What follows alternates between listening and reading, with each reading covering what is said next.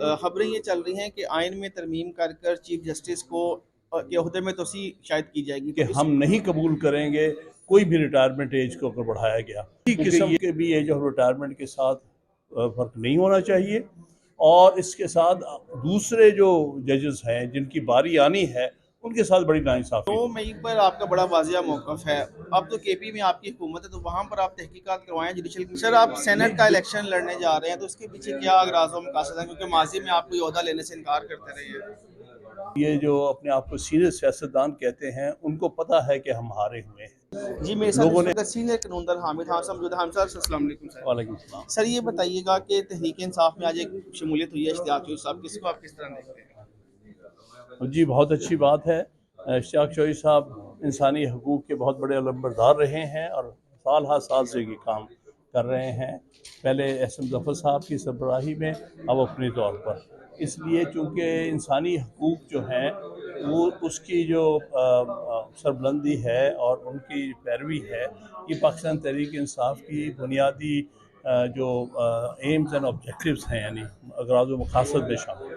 तो ये बहुत अच्छी शमूलियत है। सर, आप सेनेट का इलेक्शन लड़ने जा रहे हैं, तो उसके पीछे क्या अगराज़ व मकासद है, क्योंकि माजी में आप कोई ओहदा लेने से इनकार करते रहे हैं। देखिए, इस वक्त मुल्क जिस हालात से गुजर रहा है उनको सामने रखते हुए मैं समझता हूँ कि ये एक जद्दोजहद का हिस्सा होगा। मुल्क में आइन की जो है सरबंदी और कानून की हुक्मरानी के लिए ये एक रास्ता बन सकता है।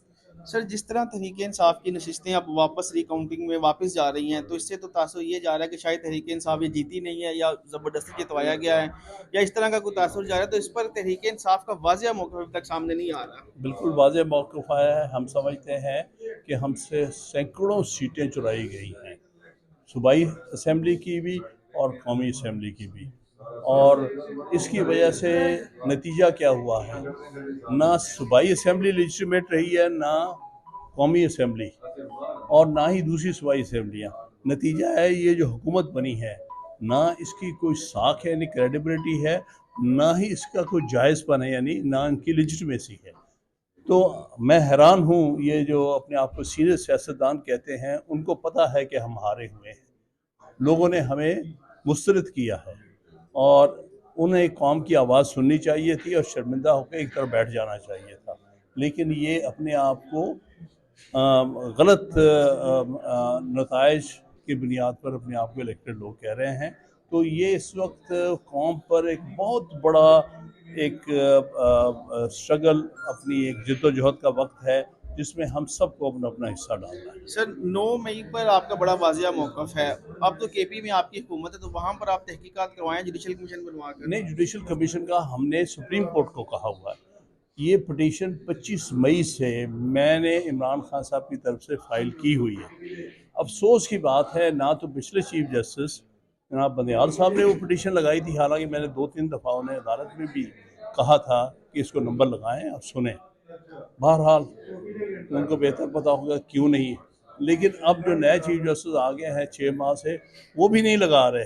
बारहा दरखास्तें दे चुका हूँ, पता नहीं क्या वजह है, क्या जुडिशरी पर दबाव है कि वो जुडिशल कमीशन बना के इन्वेस्टिगेट नहीं करती। हमारा ये ख्याल है कि 9 मई को ट्रैप बिछाया गया था और सिर्फ उसका मकसद कौम पर, पाकिस्तान तहरीक इंसाफ पर जुल्म और जबर करना। सर, एक आखिरी सवाल, खबरें ये चल रही हैं कि आइन में तरमीम कर कर चीफ जस्टिस को के अहदे में तोसी शायद की जाएगी, तो इसको बतौर कानूनदान, बतौर लॉयर आप कैसे देखते हैं? एक बहुत बड़ी गलती होगी अगर ये चीज़ सोची जा रही है। पाकिस्तान की तारीख में ये 2 दफ़ा मुस्तरद हो चुका है।